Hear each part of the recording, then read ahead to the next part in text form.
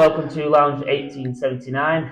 My name's Ryan, I'm first team's captain, and this is my usual co-star, Martin, the first team chairman and first team cricketer and good friend.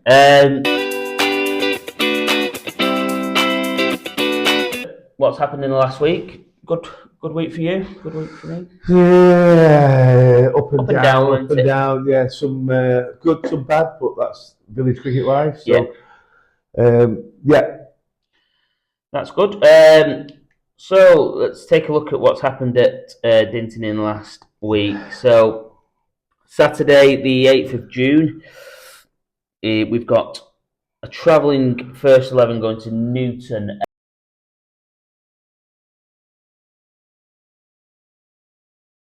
A bit weird one, weren't it? Really, it looked a good track.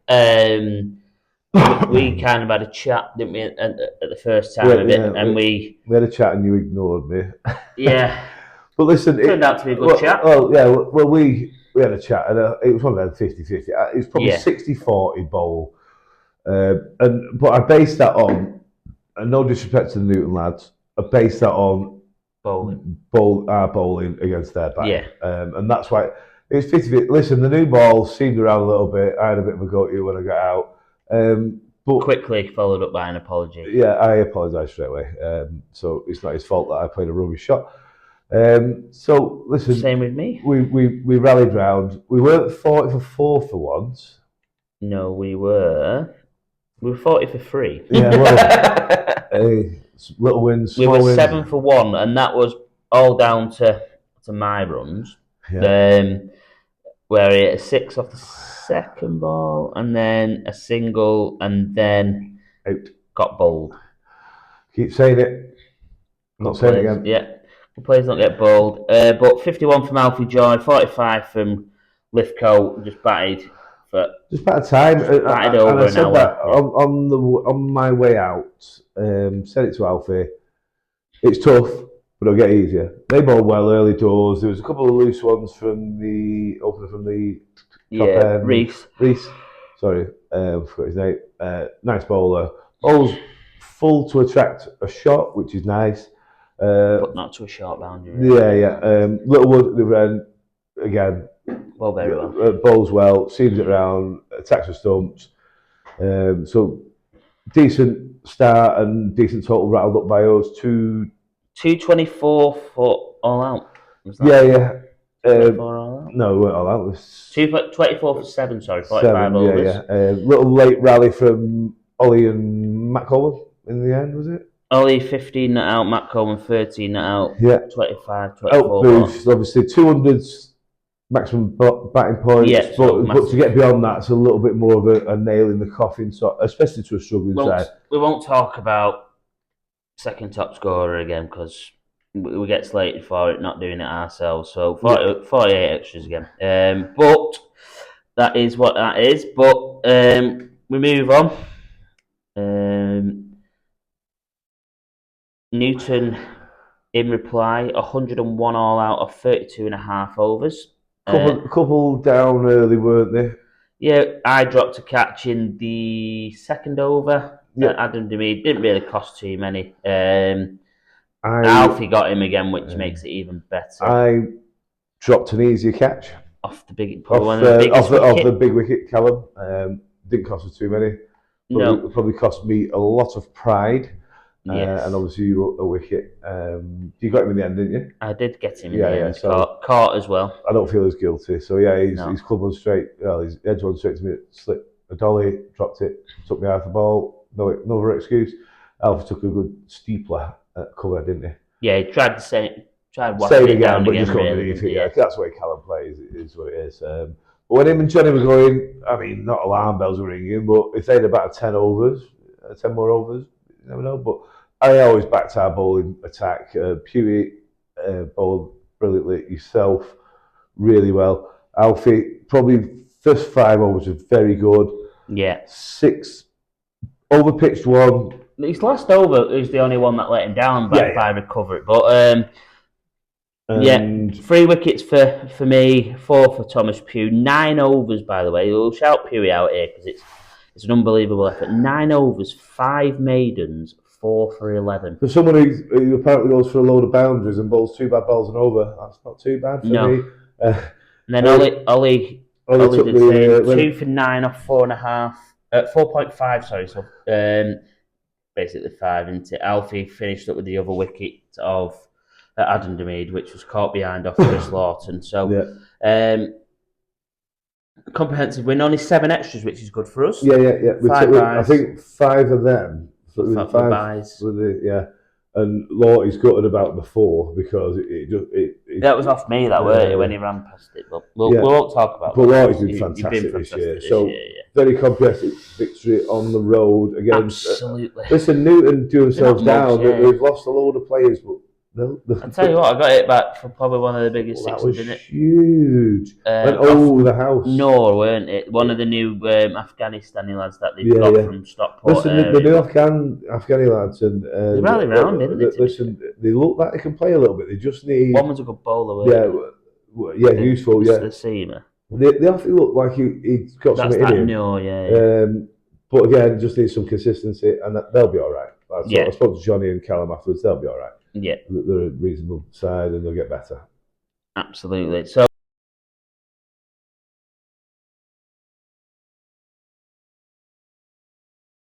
second game of the day. Second 11 welcomed Hollingworth live on Frogbox, so you can watch that again if you really want to. I will. You'll find that on our YouTube channel. Hollingworth.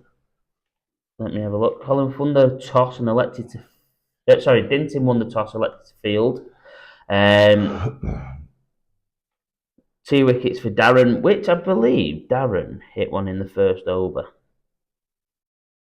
Again, it would have been a few overs in there, but Darren bowling excellently well again. Alex Matthews open 1 for 20 off 6. Jacob 2 for 26 off 6. Finlay 0 for 16 off 3. Riley 2 for 46 off 6, and Dan 3 for 16 off 5.5, which looks like a good bowling performance. I think that my thing for second team cricket is, I think they had about 120 for 26 for 5. They were 130. 159 for 9. Yeah, well, I think second tier cricket, especially third division, with our youngsters, you've got to get them 150 or below. Even on a good deck up here, fast outfield, it'll take. I mean, the kids are doing brilliantly, and they've got Glenn in there, but it'll take 2 of them to come off. Yeah, come off well. I mean, they did all right. Don't get me wrong. Jacob in the runs 31, again. open the batting team. Yeah, Jacob. You know, Woody though was this. So yeah, Woody was missing. He was out on the piss, weren't he? Yeah. No commitment. To be fair, he don't miss many. Does Woody? It was a good reason. Glenn 74 or 52. Glenn. He can't do it on his own. Luke first ball duck. Aaron Henley back in. I've not known him, but he used to play with Ellis Parker. So he batted quite high up, really, for someone that's not played for a while. 1, 2, 3, 4, 5, 6. And then Finlay, Alex, Ruben, Lewis, not scoring 10 between them for the last 5 wickets. Again, it's usually quite very young sort of tail there. Ideally, you'd have some seniority in between there. Absolutely, but again, second team cricket, you generally won by your top 6. So live and learn experience. It's the first defeat in the league from this year. Exactly, yeah. It's not bad. It's obviously Hollingworth's perfect response to how it went in the quarterfinal with Hawk. Yeah. So Vikar Qureshi 5 for 21 off 6. Sikandar Khan 2 for 25, and then shared between Nasir and Mahmood. Well done to Hollingworth. Dave Morris not get. Dave Morris did not get a wicket. Well, went for 19 off 3. If So you're keeping Dave Morris quiet, then you're doing all right. Listen. Yeah. Small little blip in the journey of the second 11, the young second 11. We'll start with the good news. Sunday, 9th of June. Second 11 welcomed Tintwistle into Simmerley Lane. Quarterfinal of the Hawk Trophy, sorry. As a short background, Tinsel, obviously Pooley's missing, Pooley's away, isn't he? Yeah. But Tinsel, still, I looked down that team sheet, I thought, wow. So you've got Fez, Steve Morris, Birdie, Charlie Morris, Dan Robinson, Will Moss. Jai Patel, what a bowler he still is at the tender age of, I think he's over 60s now. Correct me if I'm wrong, Jai. Yeah, he is, he's retired. But what a bowler. So, listen, to post the score that we did. Absolutely. Yeah. Again, Jacob Talbot. Steve Morris played as well. Yeah, Steve Morris, great player. Good guy as well. I'll tell a bit more about when we come to our innings. So, again, Glenn won the toss, elected to bat. So 2 out of 2 for Glenn, well done. So this is going to prove my theory of 150. Right, so what did we get? We got 172 for 4 off 40 and overs. We won by 22 runs. Which means 150 is just par. About enough. So big shout out. I mean, Riley, my lad, he's been struggling lately. He's 3 LBWs and left-hand bats to right-hand bowlers. If there's someone seaming it and swinging it back in Division 3, I mean, I know Tinsel Division 2, but generally his last 3 dismissals, LBW, I know he's caught them. They should be playing Division 3 cricket, simple as. But Steve Morris called him back on Sunday. I haven't talked to Riley about it. I couldn't talk to Riley about cricket till about Thursday. He's fuming. But fair play to Steve and the Tinsel lads. I mean, that's what cricket's about. Yeah. We keep saying it week in, week out. We're not playing for the town hall clock. It's not. No. It's not be all and all. Let's the juniors flourish. Let's try and play hard and let's have a drink after. The juniors don't have a drink, but it means a lot more to them. It means a lot more to them in their stage of life. They're under pressures of exams and things like that. So fair play to Steve, and thanks very much to that for your honesty and to Tinsel. I don't think it cost much anyway because I think they called him back and I think he went for 9 off 23. So I think it cost them 1 or 2 more runs, which. Listen, on another day, it might have cost them 50 or 60, but listen, Steve would have slept well, and the Tinsel would have slept well, knowing that they'd done the right thing. Yeah. So, fair play. So, Woody, 45, Jacob, 52 not out again, Glenn, 32, and then Timpus 150 all out in return, so win by 22 runs. We'll go through that. Darren did get a wicket first over this time.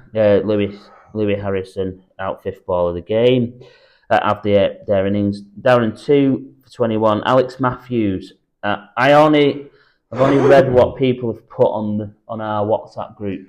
5 for 33 off 8. Big Al. We came back and after our trip just to South Derbyshire, wherever it was. And Big Al had 2, maybe 3 wickets, and it was getting a bit tentative. So Riley was bowling, and he'd been slapped around a little bit. Big Al come back from one end, Jacob from the other end. And do you know what? I've never been so comfortable in my life watching juniors bowl because Big Al just run in, and anyone who knows Big Al, or if you don't know Big Al, you soon will. He's the quietest, most unassuming person ever, and the most self-doubting person ever. Yeah, but he's just really come of age the last 6 weeks, and he's just running in. I'm just thinking he's just going to hit the stumps, and he got Charlie Morris out. Charlie was on 67, batting well, chancing his arm a little bit. But listen, that's what cricket's about: batter's chance, bowler's chance. Al backed himself, runs in, bowls him. Got Dan Robinson out. Jacob Harris, which is AJ's eldest. So good crop and good players. But for Al to finish with 5 wickets for Birdie, Birdie as well. 5 for 33 off 8 now. What a performance. And went home in the match ball absolutely deservingly as well. And also big shout out because look, that bowler sat there. So Alex Matthews, 15-year-old, Jacob Townley, 15-year-old, Reuben Wood, 13-year-old. Dan Harwick's a senior pro at about 23. Riley 15. And Riley's 15. And Darren Stowell is probably a senior pro at about 25. Mentally 3. Yeah. But that bowling attack, maybe a younger bowling attack to win a quarterfinal of a Hawke Trophy. Very well done. So brilliant, well done, Glenn and the boys into the semis. I think they play Old Glossop, which is provisionally away. But it depends on Old Glossop first team progress because in the Bissenden, which is going to be replayed this week. Absolutely. No under 11s? Under 11s had a friendly. Oh, Listen, okay. if we miss this, Finn's one of our avid viewers. My lad is avid viewer. So they played New Mills. They were top of their division. So skip on to Monday then. My life would not be worth living. So yeah, they played New Mills and friendly, and they won. I don't know the ins and outs because we were on the way to South. Yeah, it was a friendly. So they played. It was a good competitive game for what. Yeah. But yeah, so big shout out to Finn. Here we go, because I know your brother always gets the plaudits because he's a senior. Finn smashed 41, including 2 massive 60s, he tells me. Yeah. Which is an achievement for a 9-year-old at that level. But listen, the under 11s, fair play to Si and Vicky, who are the managers, and the coaching staff, because the under 11s almost felt like a bit of a no hoping group this year because of the naivety, not the talent, the naivety. Yeah, I don't think I don't think they lost one. I think they're unbeaten. I think the under 11s as an age group are unbeaten in a season and a half. They won every game last year. So, a lot of them are 9, 10, and even the older ones are new cricketers. So fresh out the Dynamos. So there's a lot of girls in there as well. Lois, Lois, Heidi Barton. There's one more. Lily Clapp. Lily. So fair play to them. Listen, they're riding the wave. Yeah. So crack on, carry on.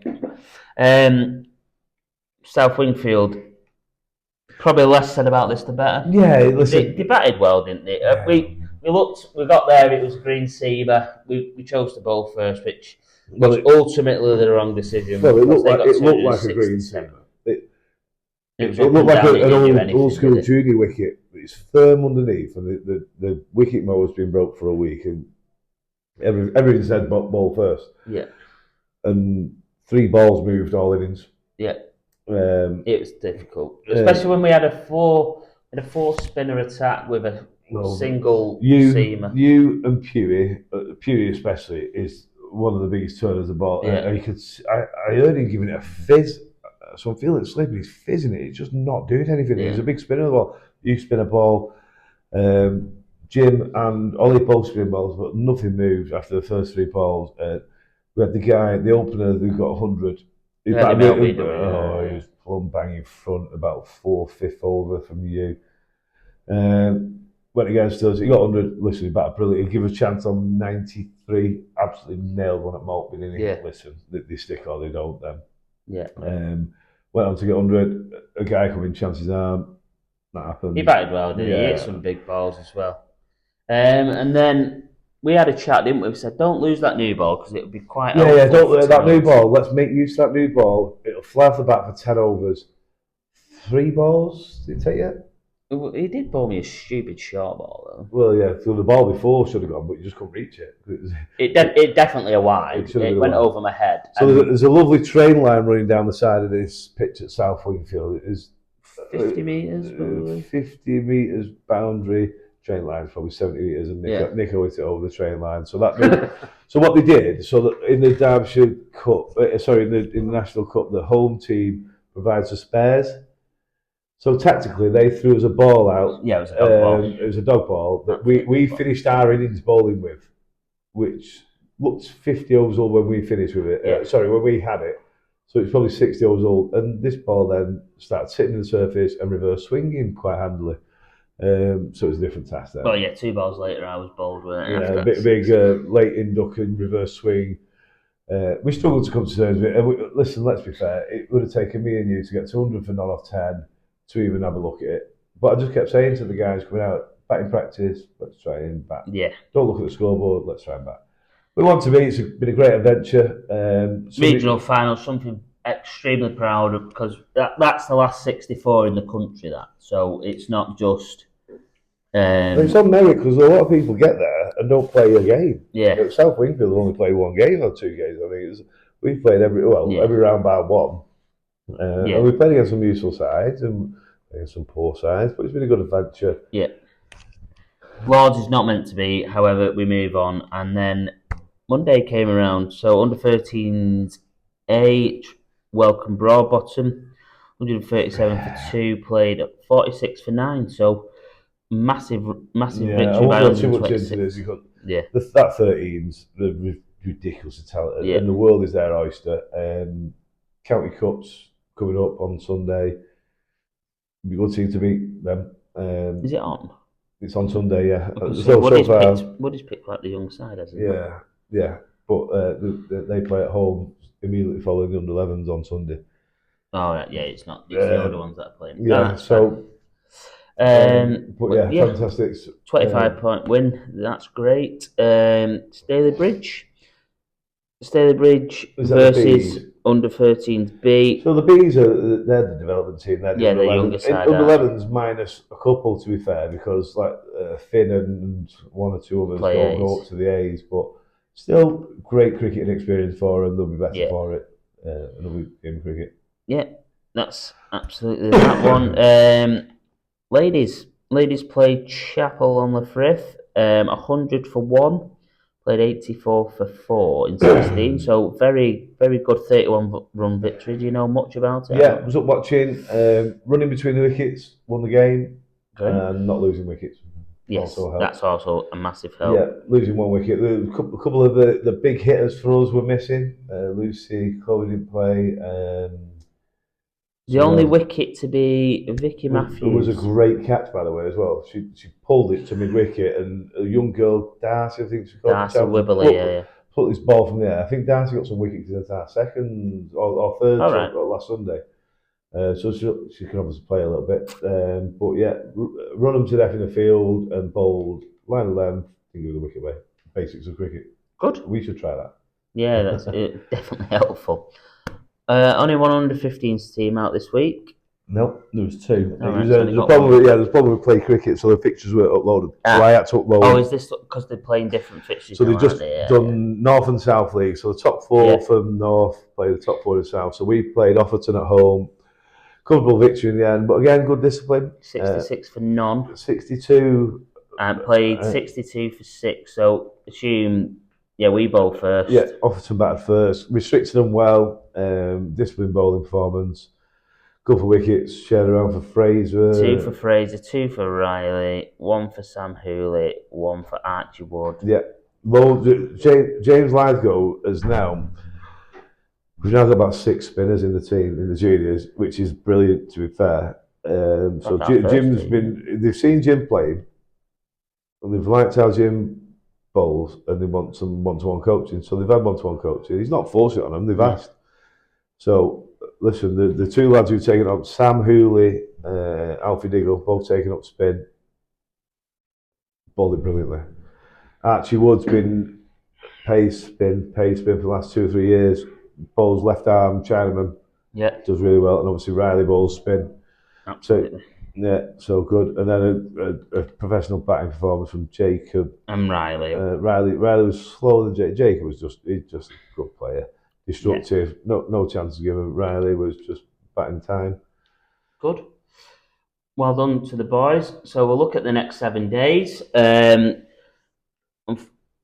Unfortunately, as well, for the last week, as you saw on Thursday, the rain was horrendous. So that was that. No 2020 this week.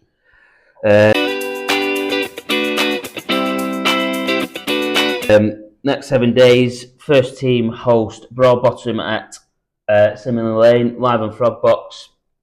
You'll find it on our YouTube. I will post a link on the day. Seconds travel to Chapel on the Frith. Sunday, under 11s welcome Hollingworth. Is that under 13? That's the County Cup. County Cup, yeah. County Cup. Under 13s travel to New Mills, and third 11 travel over to Charlesworth. Which umpire? I'm the umpire. Not biased at all. I'm league appointed. I just said to Monksy, I just said, you want to stay around the area, don't you? As close to Stinley as possible. Yeah. I'll be with the 11s in the morning. And so he said Charlesworth. And then it was about a day later when I checked, and Charlesworth were playing Dinting. So I will be completely impartial. Yeah. No, it's not about that anyway. It's not about winning it over first team level. I'll be offering advice to all the youngsters from both teams, regardless of allegiance, and I'll call it as I see it. Monday, under 13s A travel to Hayfield, and under 13s B welcome Old Glossop. So they should be two good fixtures. Under 13s going there. They have a good side. Generally good sides. Hayfield especially. Old Glossop. I'm not sure I know a lot about 13s at Glossop, but Old Glossop. But they're generally thereabouts. So you don't know about the cycles. You could lose 8. They might be a brilliant team one year. They'll lose 8. So exactly. You never know. Ladies travel over to Buxton on a Tuesday night, which is always fun. It's good to it's a 6:30 start. And then we. Obviously, the under 15s won't have been loaded up yet, no? No, 15s a year away. Yeah. Be at home. That's all I know. That's all you know. That's fine. We'll try and post that on this week on socials. Yeah, Thursday, 2020 is back. Touch wood. No rain, hopefully, as the first 11 play the big match of the group where we host Old Glossop. Hopefully to bounce back from Hayfield and the missed game against Charlesworth. But other than that, good. Right.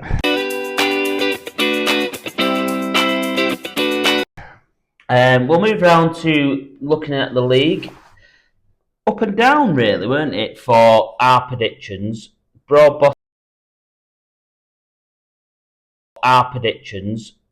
Bottom versus Hayfield. Both went Hayfield, thinking that we were really strong. Brawdy, 134 all out, which you thought on Brawdy, Hayfield would absolutely annihilate. But not enough, apparently. Enough. Too much. Plenty enough.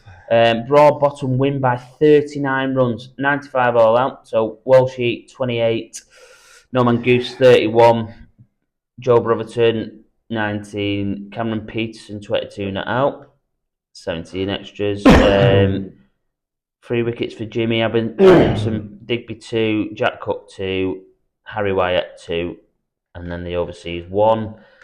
But pretty criminal, really. Like at Hayfield, you should be chasing down 134 in the 45 overs. If you bat the overs, they batted for 34 overs there. If you bat the overs, you generally get 30 extras, you think. Yeah. It's short behind the keeper, hang around, runs come. But listen, Brody allows the ball well. Young Oscar Pratt 4 for 23. Ball, young man. No Man Goose 4 for 22. And Tired Gull 1 for 17. 17 points played 5 there. Well done to Broad Bottom. Hazel Grove. So this is the. Is this where I tried getting one? Did you go? I went you went Grove. I went Pop. And do you know what? 126. I thought Pop were right. You were laughing at me when I was at Newton, sat on the veranda there at Newton. We're in a bit of disarray. Unfortunately, we can't go through the scorecard because it's not loaded for some reason. I don't understand why. But Hazel Grove 126 all out, played 84 all out. Big Simon obviously not coming off the back of his 156 very well. And that's that. 17 points to Grove, 5 points to Pot Shrigley. So, and then Old Glossop, New Mills. I think we said it, didn't we? Old Glossop had too many in the tank, and it showed. 281 for 3 off the 44 overs. Overseas got some. Callum Keane 128, I believe. Good play. Really good play. Jerome Sagar 86 not out.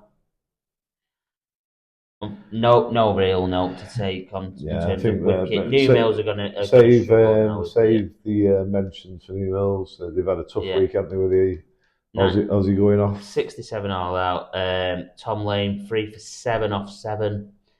And then Akil Calagun another 5 for him. 5 for 4. Oh, he's got a 5 for 4 and a 5 for 6 this year. But check the bowling averages, and I don't think he's still top. I think Gilbride's still top. Only on wickets taken, sorry, average. I think Gilly's got one more than him. But listen, good cricketer. It's great to see people like that coming into the league. I hope he's not getting paid more than Lithgow. Yeah. Because then there will be a kick-off. Bit naughty if he's getting paid, isn't it? We're joking. Stop it. He is second. He's a wicket behind, isn't he? He averages 7.2, but he's only got 23 opposed to Dan Gilbride's 24. So Dan has bowled 7 overs more. Yeah. Well, listen, we're not. I keep thinking we're about 2/3 of the way through the season. We're nowhere near halfway. My body's telling me we're 2/3 through. Big shout out there. Me and Pew in the top 10. Yeah. Both on 19 wickets in the league comps. He's just awaiting that 5-wicket haul, isn't he, Mr. Pugh? Yeah. And did get it dropped again. he was a pitcher as well, because Ollie wrapped up the last 2 wickets as well, didn't he? And he was stood at fine leg with hands on hip after Reese missed the last ball. To be fair, Lawty's dropped one behind. It's an under edge. Yeah. And he stood up and it suited low. It just hit his glove and it's gone down. So obviously Pew's this point. He wants a 5 for. He's had what, 3 fourthers, 2 fourthers. It's not Lawty's fault. These things happen. It's not like the catch. He's had them both dropped. That's the most frustrating for him. It's not like the out of his control. It's not like the catch I've dropped off you, which I can understand. If someone's dropped that, then yeah, absolutely. But then Ollie's gone up the other end and cleaned up, bowled 2 guys, the tail enders, and Pew's lent on. I just couldn't help but laugh. We all laughed at him. He loves it because we love him as well because he's really fitted in quite well, Pewy, and everyone was. Rightly so, was probably a little bit apprehensive when he signed, but he's not the guy that we kind of give him credit for. He's unbelievably different and a massive asset to our club. He's so funny and he's good to have around. Yeah, he's really bought in. He's got in and around the guys. Yeah. He's picked people up when they're down, and myself included. Yeah. Had injuries first few weeks. He messaged me privately, spoke to me privately. He's been a good guy. Yeah, absolutely well done. So yeah, great job around. So Massey, mate, you've got 19 wickets and it's unbelievable. And you've played on some fucking roads as well. You've played on some absolute. That's what I mean. Him bowling here every other week is probably detriment to him. Yeah.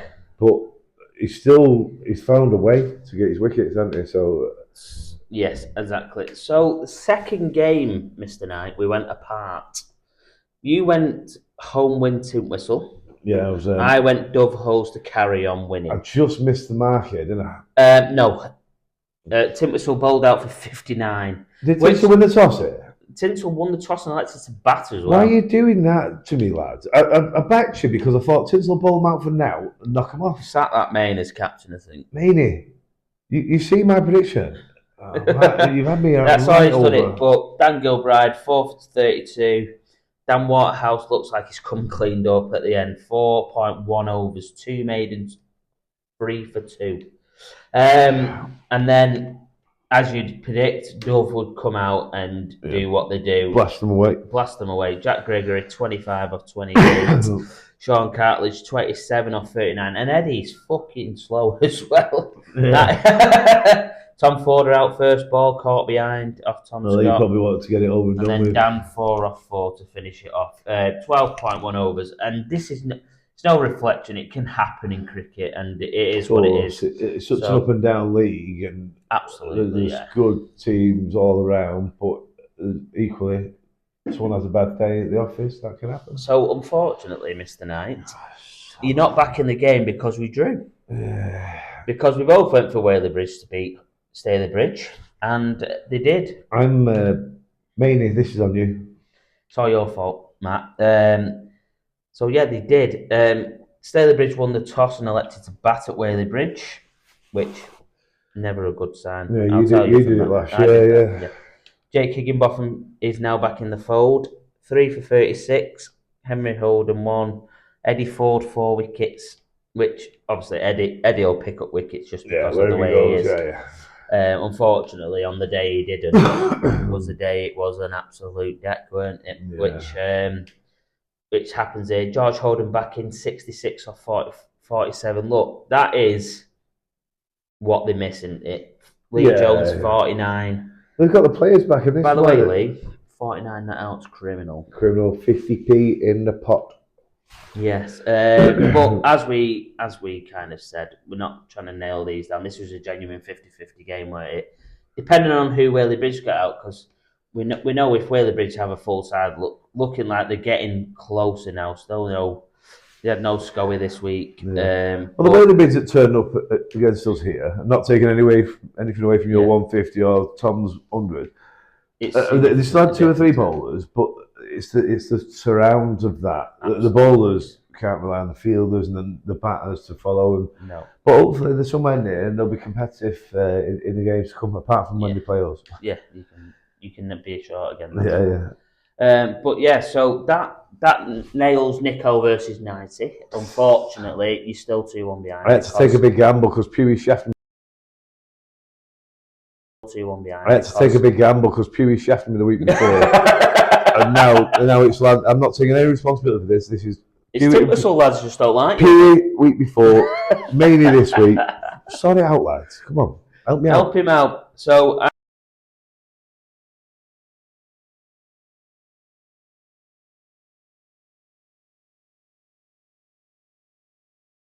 As you'll see in just before this, Dovo's still in the competition. They are 6 from 7 with 1 call off. 120 points, maximum points, obviously, as you know. Gold Gossip second, 107. Dinting closely behind, 102, which is just what we need. It's our result against them, isn't it? Really? We just wasn't good enough against them. That's it. The result against Gold Gossip. Hazel Grove 4th, Hayfield 5th, New Mill 6th. But I'm looking at that now. It's no offence to it. I think it looks like it's going to be that's going to be a peak of position, isn't it now? Tim Whistle 7th. I'm sure they'll bounce back after last week's result. Broadbottom, Pottshriggley, Whaley Bridge, Newton, Staley Bridge. Look, I don't think Newton will stay down there. I think they have some good set of lads there. They just need to win the games around. They'll have too much to be there or thereabouts at the bottom of the league by the end of the season. But I've not seen a lot of the others. No, we haven't yet, have we? Whaley Bridge should have too much, but it depends on who they get out. We're 3 games away from halfway through, so it is what it is. My body's telling me it's 3 games away from the end. So, First Division this week is obviously Dinting versus Broadbottom, as you already know. Newton travel to Dovels. Look, sorry, you go into a place where they just it doesn't lead to lose, do they? Listen, they just we play them next week, and we're sorry then because they're a good side. Yeah. Luckily they're coming here where we've probably got a little bit more of a chance than down there, but Newton don't need a visit to Dove at the minute. Nope. But unfortunately they are, so I think it's a HW. Unfortunately for Newton, we're going for home win. Doubles, both agreed. This one could be interesting. Gossip travel to Hayfield. Listen, Hayfield can turn up. Side. They played T20 up here the week. They're missing a few, but they're a good side. I don't think they're not missing loads, are they? But I think they're missing consistency, which is. I saw Old Gossip's team sheet last week, and I just thought there's not much weakness there. No. So I'm going Old Gossip. Look, Hayfield, you might surprise us. And I should really have a bit of competition here, but you should gamble. You're at home. Who you got out is obviously absolutely unbeknown to us. So I'm gonna. Do you know what? It could work as it did at Dove. Hayfield. I'm gonna go Hayfield. Listen, it's not. That's not a. It's not a dig at Old Gossip or Hayfield. But if Hayfield can beat anyone, especially their place. Absolutely. If you get a side out, 2 or 3 performers. Josh Hundred could be back. It could be anything. The young kids Jojo didn't play last week. Harry, Digby, Russ is around. Woody's Russ around. could smash 100. Do you know what I mean? Someone has a day out. Yeah. And then look, again, we don't know this one. New Mills host Whaley Bridge. Who turns out? We don't know. Unfortunately for you, Whaley Bridge, if you turn out like you did last week, I'm going to back you. I am. Yeah, I can't see anything else. It looks like they've got a bit of consistency now. 2 or 3 regulars back, so I'm going Whaley. Yeah, Whaley as well. Whaley. Pot, welcome. Tim Whistle. Simon is still here. He's still here. So he's got. I think this is his last game. He didn't. He said it was 2 weeks after his 156. So this will be his last game. just before we play them. Should be unfortunate for Tim Soul. I'll drive him to the airport if you want. Yeah, he can have free rides. He needed some size 12 spikes though. I saw on Facebook. He's broke his boots, so he needs them. He can back in his flip flops, that fella. Yeah. I just think, even though Mainie's lads have let me down, I think down there, it's tough. Scotty will do well. Weston will do well. Yeah. I'm just going to push for a tinsel. It doesn't really spin there, I'll be honest. Yeah, but Weston's consistent. Come on, Mainie, don't let me down this week, man. Right, I'll go opposing to you just because I want a friendly competition. Pot are good at home. Simon, you bat well at home. You're the key to the win. So I'm going to go a home win. Okay. And then Stalybridge welcome Hazel Grove. I don't know. It just depends how the two bowling sides, aren't they? Yep, predominantly. Would it be the toss win? We've said this for a lot this year because the summer hasn't really started, has it? No, obviously, there's some green seamers, some soft seamers. Toss will be important. It's not the be all end all, but I think Hazel Grove just have too much in the tank for Stalybridge. Yeah, I think the opening bowlers are the openers are very good at this level of cricket. Very, very good. I know Notty was away last week, so hopefully he gives them a bit more of a punch round, and that is what it is. So I'm going to go Hazel Grove with you. So we are differentiating. A couple of different ones in there, yes. Obviously the difference is I've backed Hayfield, you've backed Old Glossop. Yep. I've backed Pot, you've backed Tintwistle. So good luck to everybody. Good luck, guys. Enjoy your cricket. As we say every week, absolutely. Just enjoy your cricket. It's not the town hall clock. No. Have a good game out there. Have a drink afterwards. Don't take it too seriously. We love playing in this league, as you all will know that me and 90 are absolute badges of the game, and we do absolutely love it. And that.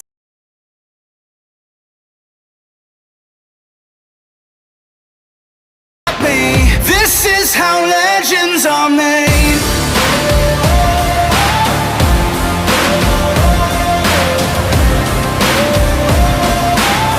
This is how legends are made. Evening, and obviously welcome to a different form of the podcast.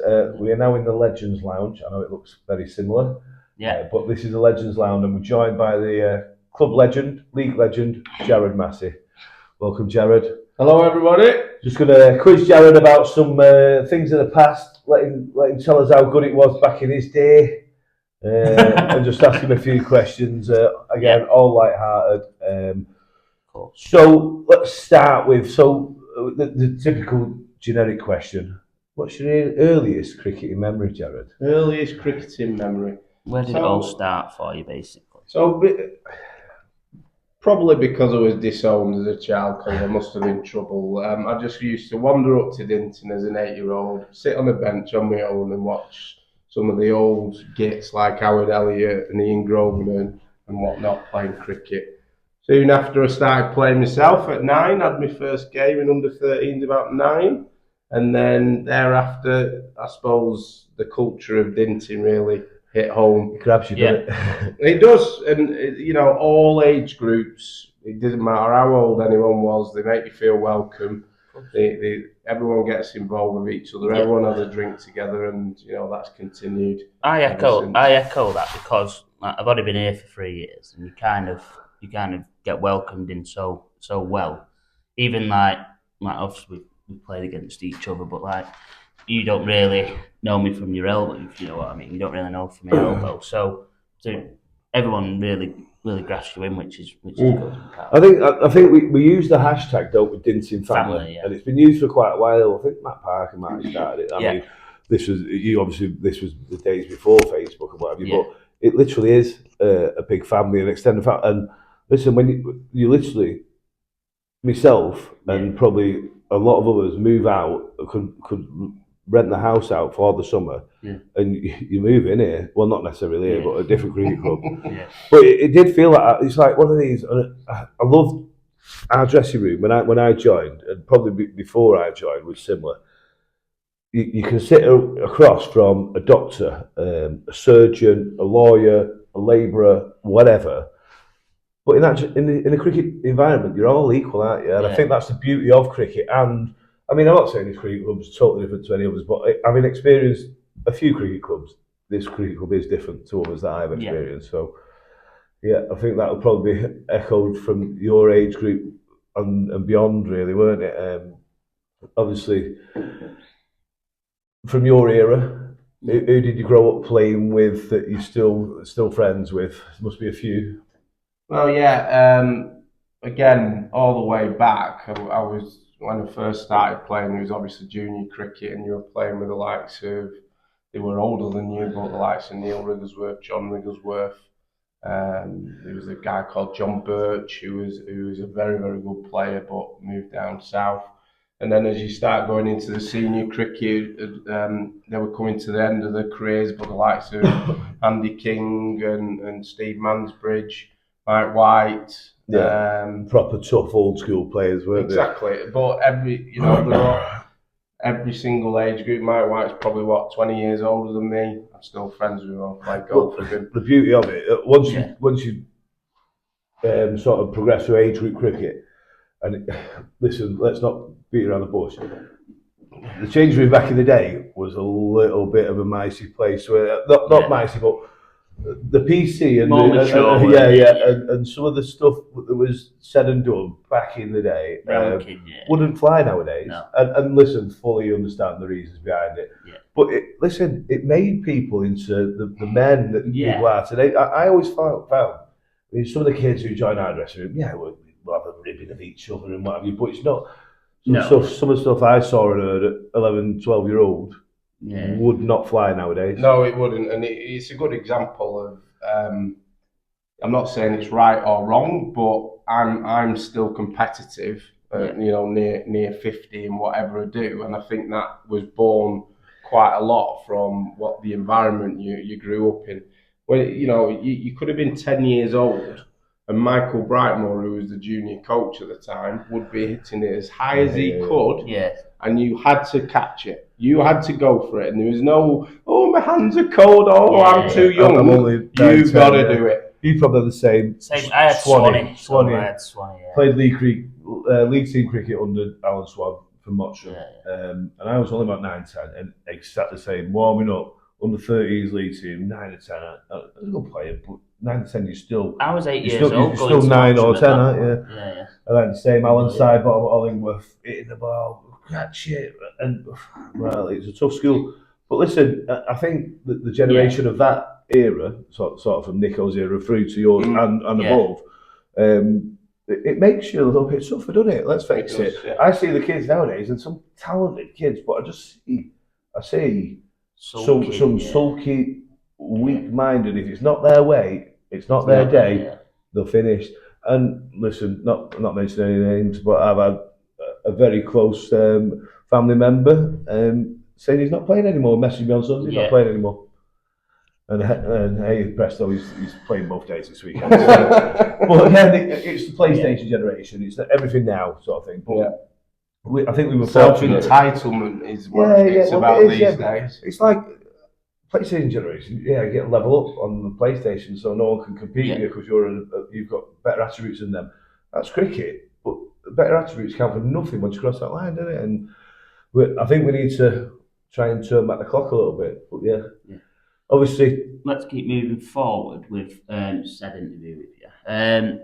What we like to know that who's the role models. I know there's going to be a lot of people that won't know these, but it's not just. Who's the role models into your way into cricket, not just in terms of your whole life? No, absolutely. Into cricket. And let's be honest, cricket, especially as I was younger, was a massive part of my life. So those influences of cricket are actually influences of my life. I spent probably 70% of my time at cricket as I was growing up, and even into adulthood. So yeah, I could name so many, and any I don't name, I apologise. But if I try and do it in order, you know, you've got your Howard Elliott's, your Ian Grosvenor's, your Michael Brightmore's. You then move into Mike White, Andy King. You know, all people who were coaching us as juniors, but then you played with some of them at senior cricket, and it's that proper competitive mentality. The Wrigglesworths were unbelievable talents. Jimmy Little, who unfortunately passed away, you know, he was a big influence because he was my best mate, but a very talented cricketer. I could go on and on. Adam Wilson, obviously, he's always been a good friend of mine. But then actually getting to play with him for many years was a huge influence on me before and after playing with him. Because he was such a good friend. And look, it's not just the playing fraternity who were influences. It's all those people around the scenes who they may have played a little bit at some point or did play, but they were big influences on how they deal with situations. Your John Mansbury's, your Dave Littles, your Jeff Wrigglesworths. Again, you could go on and on and on, but some big characters and big names. And I always say, I mean, cricket, like we say, cricket family. How often do you struggle at work or at home, but then you can come and have your release of cricket, have a couple of beers, and you can sit down and talk openly. There's some things you can't talk about at home and things like that. You just don't want to approach it, let it argue, whatever. Yeah. Sorry, Vicky. but do you know what I mean? So a moan about work, and you can chew the cud over a couple of pints, and how much better you feel. And after a game of cricket with your mates, having a couple of pints, sat in the sauna, and you think, you know what, the world's a better place, isn't it? Yeah, you know, when you're in it every week and the weather's crap, you know, you have your frustrating times, of course you do. But I wish I could have bottled up some of the good times even more. You know, I've got memories for life, but I wish I bottled more of it up and realised what's going on. You laugh more than any laughs. You're in it together more than any other team environment you could possibly think of. Again, I could go on and on and on, but it makes you. It's a massive part of your life. So, you know, appreciate it rather than looking at the negatives, I suppose, when you're in the moment. Well, that's it. When you're in the moment, it's very easy to look at. He said this, he should have done this, and you think.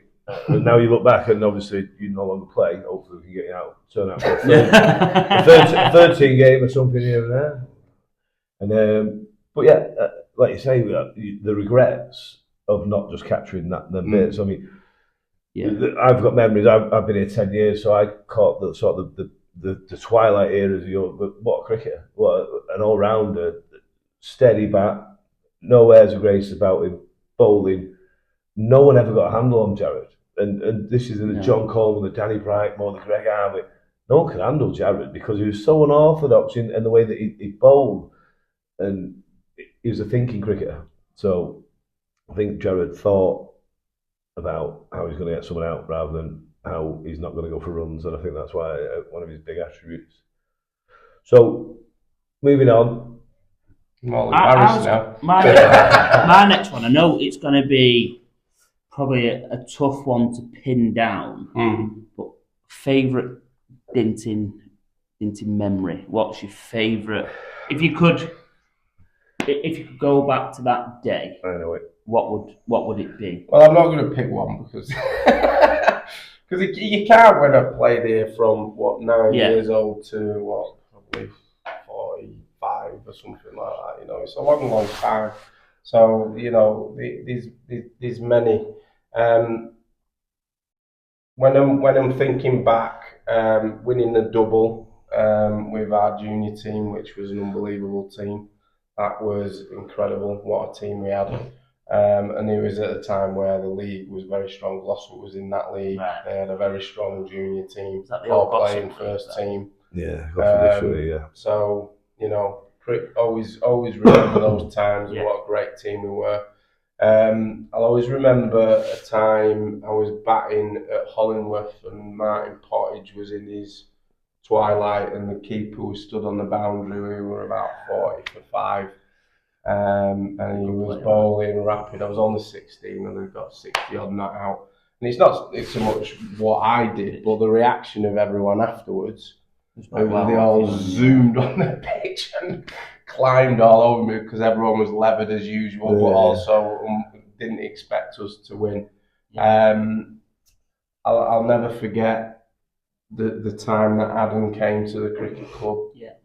And probably the first year more than anything, but also when we won the double, that was incredible times. And then I weren't playing as often then, but I remember we were in the final of the Bissenden. We rolled you out, didn't we? Yeah, well, I was in Mexico when the original final was taken. That's when we had Hawk Green right on the ropes when it rained. Remember that? We had I was. I think it was the other way around. I'll let you know that I was at that game, but as a volunteer when I was at Mottram, and it's safe to say. Why did they bowl the spinners? It's their fault. They bowled Jordan and Matt Richards to try and bowl the overs quickly. Yeah, it was going to rain. Just bring your quicks back. They rolled us out for nothing, but we'll forget about that because that wasn't a result. Replay the week after. I was back from Mexico. Jerry was back. And if I am going to big myself up a little bit, it's not because I'm the best bowler in the world or everything, but everyone said who wants to open the bowling. And I looked around the room, I weren't in the top two to open, but I was more than happy to open. Against probably the best batting team there is, because I knew I was batting at the time when we were coming to the end of their innings and they were snapping at each other. Yeah, they've gone out there a little bit. We'd got over 200, which was competitive. They should have still knocked it off with their talented batting lineup, but their heads had gone. And I said, I'll fucking bowl them. And I got 5. Was it 4 or 5? And man of the match. Man of the match. Yeah. But most importantly, we'd be arguably the most talented team. Individually talented team that I've played against at this level, by to a man, definitely. Yeah, very good. And to be controversial, I did actually really enjoy my 1 year at Hayfield, and I played against Dinting twice, opened the batting twice. Did you do what the footballers do when you get 50 I'm not celebrating? No, sorry, lads. No, I've got that much grief from the Dinting. Good, rightly so. How dare you? No. I didn't even know about that, Jack. There you go. I don't like it anymore. No, each to their own, obviously. No one's contracted. It's Phillies cricket. We always say before we start the podcast, it's a laugh. You're not playing for the town hall club. No. So, if people are playing cricket and enjoying themselves, that's the main thing. That's exactly what it's all about. So, favourite away ground? Hayfield. Why? It's not actually my favourite necessarily to play in, although I do like playing there. It's by far the best place to watch cricket. I know because of injuries or whatever, I've watched a few really good games with copious amounts of wines on that hill with Andy King and the likes. And he used to love it, didn't he? Best times. Great ground. Best player you've played against in this league? I'll pick. Except for me. Apart from Ryan, of course. Yeah. And me. Oh yeah, and you. Yeah. I think all-round talent, Pete Richards and Rick Johnson. But there's many others. I always think Nick Nipper was a legend of the game, just the way he not as naturally talented, but he did the business, didn't he? A lot of Nipper will understand this. Happy birthday and happy retirement, by the way. Yes. Yeah. 59. 59 and retired. What a week. But Nipper fully admit that he's not as talented as Johnson. But look at what he's done. And he just says thinking man's cricketer. He taught people out of the game. And there was Nipper. He bowled at Bloody. He's arguably one of the best bats the league's seen. And Bloody, he had a 9 non-field, right? So it's all on the offside. He's just bowling off stump, away swing. And Bloody's trying to work it to leg side. I went, what are you doing? He's got to. Oh, right, that's a Bloody. But people like that make cricket fun as well. You want to play guy on the pitch. I love play it hard. And off the pitch. Cheers, Nipper. Yeah, cheers, Nipper. But yeah, I understand Rick Johnson, unbelievable away swing. Yeah. I never played especially it. at Birchvale as well. It's unforgiving straight as well, isn't it? Well, when we first joined the Derbyshire and Cheshire League, that first couple of years, Birchvale is the best team I've ever played against in this level of cricket. Played against league teams, which were better. They were unreal. Never had the misfortune, thankfully. But yeah, I've heard a lot of reports and just the names. Johnson. Sherwood, Johnson's, Brothers, you can go on and on. They batted 1 to 11, and to be fair, so did we when we won a lot of things. But Gaz batted 11, didn't he? Yeah. You had Gaz or Ped or something like that. John Coleman. Yeah. Ridiculous talent. Yeah. So, one last thoughts on the club, the future of the club, and the future of the league. What from the outside in? What you're thinking? What you're seeing? So the club, I think everyone's easy to look at the negatives like we do when we play, but as being all through the years.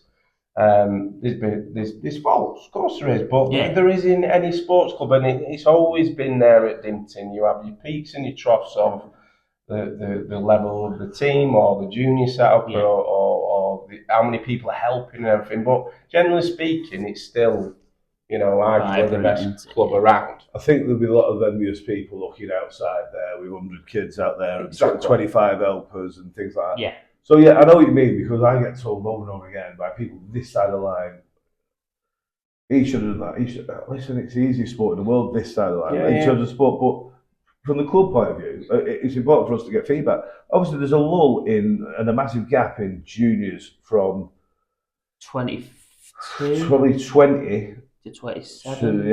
And that's not neglect. Maybe it's generational. Maybe it's availability. I think it's probably a downfall of the success. Well, success. Adam brought massive success, but you lost interest of people that wanted to play. I honestly don't think it's more generational than anything for me. And I'll go on to where I think things can do. But the fact of the matter is, levels are going to go down a bit. Yeah. Not because Dinting have lost players or the other teams have lost players, but generationally, not as many people are interested. Exactly. A lot more people have got less spare time, etc. I think it was a combination with that. So Adam brought success. The juniors didn't have the free flow of that generation. So Aidan Willison and Sam Elliott, they just come through. Behind that, there was very little. Because I joined. Yeah. And then I must admit I was ignorant to the juniors for the first 2 years, and then I said I want to get involved, so I got involved with the committee, and then turned around and went, "There's a big gap here," because I saw the juniors playing Hawk Green, and they were found wanting, and other teams. So it's not Adam's fault. Adam brought success to the senior team, but sometimes as a club you can take your eye off the ball a little bit. And it's not. Adam was fantastic as a leader, as a club leader, as a captain. He's fantastic. Got the right people in. And not only the right players, but the right attitude and mindset of players in and around the dressing room. Yeah. We've had talented teams in the past before Adam, some really good teams. Well, I used to look at Dinting and we underachieved. We did underachieve, and it was all down to mindset. Yeah, because it was like the Tottenham Hotspur getting over the line sort of theory. But no, I think it was more down to a little bit of ignorance towards the actual game of cricket, knowing the fact that it's 11 versus 11 out there. It even happened when Adam was here, and how many times were we 46? Myself included, playing stupid shots, thinking these are rubbish. And you bailed out, or Ped's bailed out, Sam's bailed out, Adam's bailed out, Gaz's bailed out, John Coleman and Aidan bailed out a couple of times. So I think that did filter on through, and I think just general quality got us over the line, didn't it, over a period of time. But I don't think teams should beat themselves up that we haven't got enough talent coming through, or we have got a lot of talent but we haven't got as many good seniors. it's life, and it's the. I don't think we haven't got enough good seniors. I think we've got a good senior. Yeah. No, I'm not saying Dinting haven't. There'll be peaks and troughs where Dinting will have a good team, but other teams in the league won't. That's the fact of the matter is there used to be in the first division 7 of the 10 teams would be very good, and the other 3 could definitely beat you on the day, and that was full of probably 4 top players. But then the rest were good players. Whereas now, the fact of the matter is, no team has that. Now and again, one team might, because they've signed a lot of people who got a lot of good. Well, it depends on availability. We've had this, haven't we? So we turned up last year with weakened side in a few games. No consistency. And then teams like, I won't mention names, I'll get away from it. Teams would turn up thinking, we'll beat them. But this year, we turned up with a strong side, and the same teams who turned us over last year, because we had a weakened side, and 8 players missing because they probably knew they couldn't compete, which a little bit poor in my view, but it is what it is. I think to solve it, because it's just there's not enough pool of players. Many years ago, the second teams were very, very strong as well, and on their day they would be first teams. But the pool of players isn't there. It would be so hard to do this with the history and the nostalgia and everything of clubs, but the only way around this is teams need to amalgamate. I've been saying it for 5 years because look at how many cricket clubs there is in this area. There's far more than football teams, and football teams struggle. Well, football's killing it as well. The football has a month break, and they're back training. We've got kids there who are good footballers, and it used to be one or the other. You'll play till September. You used to miss your first 2 or the last 2. Now they play for a month or 6 weeks, and then they're off again training. And which listen, I think it's the arrogance of the FA that does that. But right. I think that's. Are we done? Well, we're all done. Right. Thanks very legend much. Done. Legend done. First legend in the lounge. There will be some more. I've just seen a couple wandering past the window. John Coleman's just walked past the window. We'll colour in. There's plenty more legends been around this club. So thanks, Jared, for being the first in the lounge. Hopefully the first of many. Yeah. Wish you all the best. And it's your round, is it? Yeah, it's my round. Cheers, guys. See you. This is how legends are made. What I want to get from you is your best ever 11 you've played with. Played with? Dinting 11. Not bothered about that Hayfield. Dinting 11. And I want 1 and 2. So your best ever openers. Right. Batting order. You need 5 bowlers and a keeper. This could take some time. I might need some prompts. Right, I think we start with Matt Blood and Greg Harwick. Good job. Not many arguments there, I don't think. I would have 3. I would have. Oh, this is tricky. I'd have 90 at 3. Ooh. Is that because I threatened you before? Yeah. He bought me a drink. Yeah. 4. 4. Yeah, you have to remind me if I forget about people here, because I bet I'll end up forgetting. So if you name someone, I'll try. I only know 10 years, so if you name someone, I'll challenge you with an opposite. That's a good idea. I'm only 31, so I'll get you so far. Go on, 4. Playing it 4. Who's your best 4? 4. Right. So options are Glenn Draper. Good. League record holder. But I'd have a squad, and this is no offence to Glenn. It really, really isn't. But he's definitely the best 4 I've ever seen for 90% of the teams. But I might swap him out against the really, really quick bowlers. I don't want you on the fence. I'm asking all right, you. Okay. So I'm 4. going to go for. On the day, who's 4? Doesn't matter who it's against. It's on the day. I'd have had it 4 for you, Jaya. Yeah, but then it would have been 3. Yeah. No, it's so, this is tough. So Jared's not offending anyone here. Please don't be offended. Right, let's go for Glenn. Go on. Okay. 5. So you're looking at your integral middle order. He now. never used to back himself this high. Now and again he did. I'd have Adam at 5. Solid. 6. Because he can play every situation. Yeah. At 6, I'd have John Wigglesworth. I don't know John enough to comment on that, but Wicket keeper. That's tricky. Really tricky. Play with Phil Jones. I think I'd have John Pearce or Neil Wigglesworth. Yeah, I played 2 games with Neil Wigglesworth. The predominant stage of my career was Gaz. I just won't pick Gaz because it was a nuisance anyway. Sorry, Gaz. Gaz won't watch this. Bowling. So we'll do it in how it should be. So you spinner. Yeah. I'll give you your spinner now. Some good options here. Well, don't know because there's a spinner who bats lower down. Well, no, I don't. God knows what we're going to do with the batting order here because I'd probably have Danny.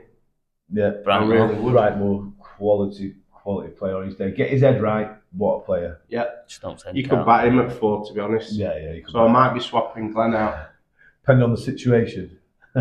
Yeah, to be fair, he had his days against us, and he just looked immaculate, and then all of a sudden, he just gives his wicket way up 30. Yeah. He's not much in trouble, Danny. What have you done? And I think it's just concentration. Yeah. But then spinner, top fielder, competitor. Yes. Head the ball. Never went to bar though. He's not scared of any team or player, so I'd have him in the team, definitely. No, And then we'll go. Would you say you're all round a seamer, wouldn't it? Well, I think we've got about 6 all-rounders in the team already there, but there we go. You can pick a team of them. We don't need an all-rounder, we just go straight bowlers now, who could all probably bat anyway. Yeah. So you're 8 then. You're looking at, I'd have Mike White. Never played with Sitch, but from what I believe, real competitor, quality bowler. I'd have John Coleman. If anyone's on the fence about John Coleman, I'd like to have a word. Exactly. I'd have Andy King and I'd have Andrew Logan. That's a fair side. Do you know what? Fair play to you. I've been here 10 years and I thought I'll beat anyone's side here. Yeah. I don't know. I don't know. Look at the names you potentially. Hillsy. But I'd have a squad depending on who I'm playing against and where we're playing. Bry Thompson. I'd have Bry Thompson in the squad. I'd have Ped. No, I wouldn't. Oh, Ped. Ped watches this. I know. I wouldn't. Best fielder I've ever had. Yeah, great fielder. Trying to think who else we've had. We were quite regular since I've joined. Under Adam, we had a regular 13, 14, didn't we? And obviously Gaz as a keeper. Any other team, he bats in the top 6, and he just didn't want to bat. And the other cost of the league. I wouldn't get in my top 11, but I'd be in my squad to play in the right scenarios. I know you've been all. You're probably modest there. I reckon you're the 7, 8 there. Right? Yeah, Jared gets in my 11 that I played with here, definitely. Just steady Eddie. Shit in the field though. Yeah, I was alright when we were young. I did snap leg and Hawkins hand. So injuries played Jared down as a fielder. I'll never forget. So we'll just finish on one memory. Steve Mansbridge is another one. Yeah. He's going to kill me. 4 or 5 paces did he? It was quick. He was rapid. So one memory we're going to finish on. We'll finish it. Was New Mills at home. We wanted 3 to win off the last over. No, we needed 4? 6. Sorry, yeah. So talk us through this over, Jared. So Aaron got a single off the first ball, 5 to win off 5. Yep. He was keeper. I then played and missed the second ball. And I then left the third ball. Just what you need in the last over. Jared's left this third ball, and I'm thinking it must be wide. And then someone stood down at the end and he said, "No, it's about 5th stump line." The fourth ball, I think I played and missed. Yeah. I then chipped one over square leg for 2. They managed to get 2. It was never 2. it was probably a pushy one, but somehow, obviously, pressure's playing on them. So yeah. But then we come to the last ball, and we need 3 to win. And as was mentioned before, I can bat a bit, but when it needs big hits, I cannot do power hitting. So I decided to hit my usual cover drive, which went straight to cover. Literally straight in his hands, not even a 1. Obviously, we tried to scamper 1. They should have run us out before I got 1. We then run 2, and all he had to do was just lob it to the keeper because he had it in his hand, and it somehow trickled off. The first overthrow was a 1 bounce into it, and Bleekers was out and Bleekers was rapid, by the way. Yeah. Bleekers was probably about a third of the pitch out. Over the top, no. Bounced in. Fizz, to be fair, it's a solid Turvey. It was wet, weren't it? It was a wet day, but it was solid underneath. So it's fizz past. I think Bean was keeping. Anyway, so it's fizz past. So it's gone to short, fine leg. Might have been Danny Holmes. Feeling short, fine leg. Come through to him. Lob it in. So he has tried to lob it in. Hard as he can. He's lobbed it high, hasn't he? So he's gone reaching back. This, in the meantime, you've probably run out the second. They're running out for the second one here. So he's fumbled it over his head. And then I think Mill's just given up. so we ran 3 and won the game. However, we shouldn't have got 3. I'm not sure I would have survived my life coming off the pitch with how I played that last over if New Mills hadn't fucked up. A leave. Yeah, leaving the last over is always risky. Not your proudest moment. But listen, the week after, to actually win the league, I got 60 odd now. You bailed us right out of Maya because that was Whaley Bridge. Yep. And Mossam got rained off. Mossam been rained off at Hayfield. Yeah. I remember that. Josh Smith was up here, jumping up and down. They shouldn't be playing. It's raining. It was drizzling a little bit. All right, we maybe should have been playing. But we were. But we were right in the mire. I think I was 5th or 6th out. I think I batted you for a short time. About 40 for 6 when I was out. It was a risky game, that weren't it? Yeah, if I remember rightly, it was, wasn't it? Yeah. But we ended up getting a total which Whaley we're never going to get. Whaley needed 3 points instead. I think we only needed 6 points, did we? Something like that. So I know we needed to win at that time, Mottram. Yeah, you needed 20. We needed but then 20. When that was rained off, I think we needed 6 or 7 points. So it was like a boating lake, to be fair. Well, Hayfield used to be like that. So at 40 for 6, I mean, I was back. I think I had about 20 or 30. Yeah. And then I got a random P roller. It pitched and rolled, hit me on the foot, and then hit me stump, so I'd have been out either way.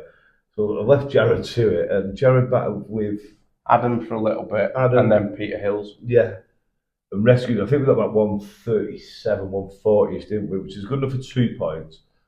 No, so we must have needed less than that because we needed 6 wickets to win the league, didn't we? No. From my memory, we did enough in the first innings that we'd pretty much done it. I thought we still needed to. Because Mottram didn't play. I thought. Yeah. So it was. We got enough points that as long as we got a couple of wickets and they ultimately didn't beat us. Yeah. Well, that's what I thought. We needed either 4 or 6 wickets, so 2 or 3 points. Yeah. But anyway, by the by. So whilst Jared's dramatic show at home to New Mills was not much fun, the week after wasn't much fun, but got us over the line. And that's what wins league. Absolutely. So, thanks very much. This is how legends are made.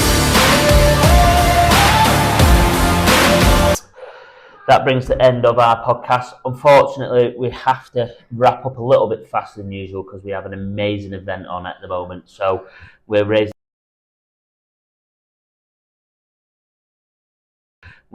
money for the Motor Neurone Disease Association, which have been mentioned a lot on our social media this week, and hopefully we have a lot of people down here. We haven't seen who's arrived. When I went to the bar last, it was busy enough. I just need to get a table for my quiz team. I've got a gun quiz team coming, mate. I've got the beast off the chase. I've got Anne Hegarty. She's driving. She's not allowed to drink. She's crazy. I've just got the chase team. I'll probably, in truth, I'll probably end up with you, Riley, and some other idiots. But Nico's going to post a link for the MND. Obviously, it's close to everyone's hearts because of Rob Burrows and Sir Kevin Sinfield, as it should be. But there's a lot more to it than that. It's just been highlighted by them. I've got friends who've been associated with this disease, so please give on the link. As much as you can. It's not. It doesn't mean anything. £2.50 or £5 or whatever. Not everyone's flush, but listen, I'm always one of them, and my missus goes mad at me for this because I'm too generous. I'll give it, but if I've got it, I'll give it. Give it, yeah. So please, as ever, as well, I will post that. That's around our social media. But as ever, subscribe, get on like. Share between your friends. We hope this one's a little bit faster for you. We do know we waffle a bit, but thank you for watching again, and we will see you next Friday. We'll have another legend in the lounge. We have another legend lounge, which we'll see who it is. It's not who we think it is, unfortunately. Might do like stars in there, right? Yeah. There will be a legend in the lounge. Yep, we'll have a legend. To be confirmed. Yep. You will see on the day, and then hopefully you all have a great week, great weekend, and we'll go from Enjoy your cricket. Take it easy. See you guys.